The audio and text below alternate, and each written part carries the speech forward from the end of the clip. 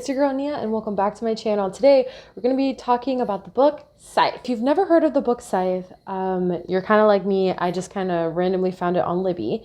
But this book is super popular. It has like a crap ton of ratings and it has an average of like 4.4 stars, which means that it should be amazing. Scythe is a book about two main characters, Rowan and Citra, and they live in a world where technology has advanced so much that everyone is immortal. So to deal with population growth and population density, the Scythe has come into existence. The Scythe, or Scythes as they're called, are people who basically go out and kill other people, glean, permanently, so that it's a way of controlling the population. Rowan, he is just your average teenager, and he comes from like not the best home environment, and he is at school when one of his classmates is being gleaned and he intervenes. Citra comes from like a loving family, and a Scythe comes into her home and basically asks for food, and so she and her family are really nervous that they're going to get gleaned, aka like dead for real, and but it doesn't end up happening, and that the Scythe is really impressed by her because she asks a lot of questions, is kind of questioning him, and isn't just like bowing down like everyone else does. So that's kind of the entire story, and then they're both selected by a Scythe to become an apprentice to join the Scythedom. So that's essentially like the premise of the entire book. So in this video, it's going to be like a little bit of a different format, but what I'm going to do is I'm going to kind of read a little bit of it, show some of my reactions to some of the more interesting parts, and then give my thoughts at the end. So stay tuned. Let's get to it. I just can't, like, what was that? Trying not to give too much spoilers, but, I'm reading the Scythe, and I'm like 60% through, and then Rowan decides that he wants to sacrifice himself like a fucking idiot. I mean, like, look, I get it. He cares about Citra and all of that, but like, one of the things that bothers me in this book is that it's like, whoa, like, I don't have feelings for you. You don't have feelings for me. Oh my God, we're so in love. Like, no, like, yes, you guys train together and maybe you're friends, and like, you obviously don't want to hurt each other, like, because you're a decent person, right? I get it. They're struggling with their morality, but Rowan, you don't even know this girl. Why are you that self-righteous to decide that you want to do that?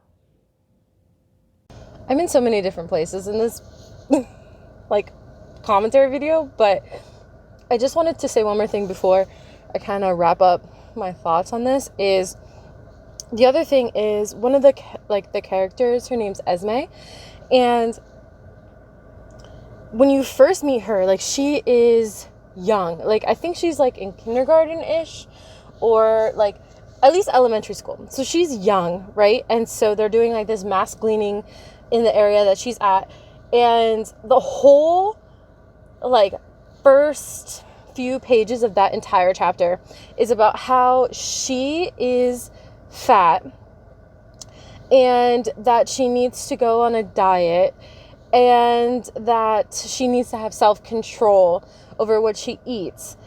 And I understand that this is like a character, that this is a book, it's fictional, but the problem that I have with that is, it's a book made for children, and you're going to say that this elementary like aged child basically like bring attention to their size in a negative way, continuing those themes throughout the book with her, and then also with Xenocrates, the main character. Well, he's not like, he's like a side main character. He's like the head honcho boss of the Scythedom. Like, the whole time for those two characters, it's like hammering home how fatness is bad. And like, the problem that I have with that, again, is the fact that this is a YA book. So teenagers are reading this. And so you never know who's going to read your books. And there's teenagers that might be reading this that are insecure with their bodies, that are, trying to figure out themselves, their identities, their bodies, how they have a relationship with what they see in the mirror. And this entire book is just like hitting home how fatness is bad. And it's like, you can't be more creative. You like, this book is literally a YA fantasy book about how, you know, like, we've reached this point in society that now, like, people are immortal. So then the Scythes are there to, like, kill people because there's of like population control, right? So you're telling me that in this world that you've created, that you can't think of anything more interesting, more evil, for like the evilness of these characters that you're trying to do, or badness or wrongness, that you're telling me that being fat is worse than being a murderer, like, which is this whole premise of this entire book. You know, maybe it's a leap, but also at the same time, I kind of feel like just the constant, like, hitting home of anti-fatness in a YA book seems wrong to me, to basically make the underlying theme of this book about anti-fatness and about how fatness, like however fat you are, is the only trait that you can have, that you can't be interesting, that you can't be complex or anything like that. It's like, you're just fat and that's it. And that is so problematic in and of itself. You know, like, plus size people, there's different parts of people, all people, we're all multifaceted. Our body shape is truly the least interesting thing about us.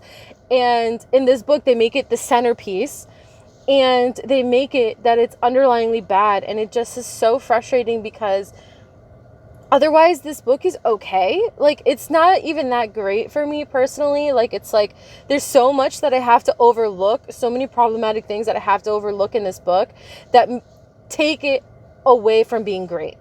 It has the potential to be great. The theme is really interesting. The idea of it is really cool. Like, but the characters are bland. They're all bland. The love interest is, throw it away. Like, just throw it away right now, because it's like, wow, I looked at you and like, now we're like lovers. And it's like, no, that's not how love works. And it's not even that interesting. And then on top of that, it's like, so no one has real depth. Even like the bad guy, like Goddard, like, he's supposed to be kind of like the villain of the book. He's not even that interesting. Just, they're all surface level. And I hate that in a book. Like, it's just so frustrating for me. Maybe it's just the first book that's like mediocre, and then the other ones is like the space for character development and interesting. But I also feel like I shouldn't have to read an entire book for you to show me character growth.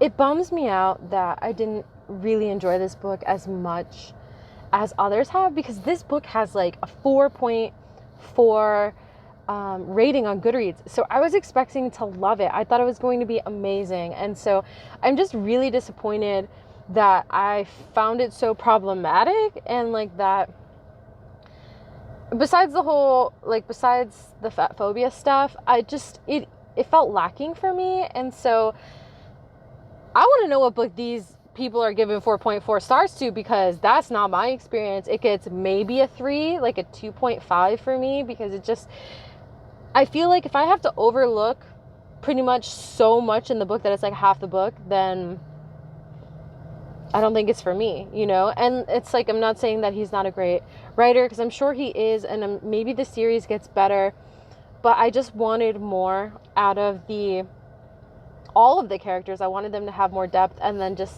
the fat phobia stuff was just for me. That's it. That's going to be a no. So, I don't know. I wish I liked it, but can't say that I did. Can't say that I would recommend it either. So, yeah, that's my opinion on the Scythe. It's very okay. Thanks for watching, and I'll see you guys next week. Bye!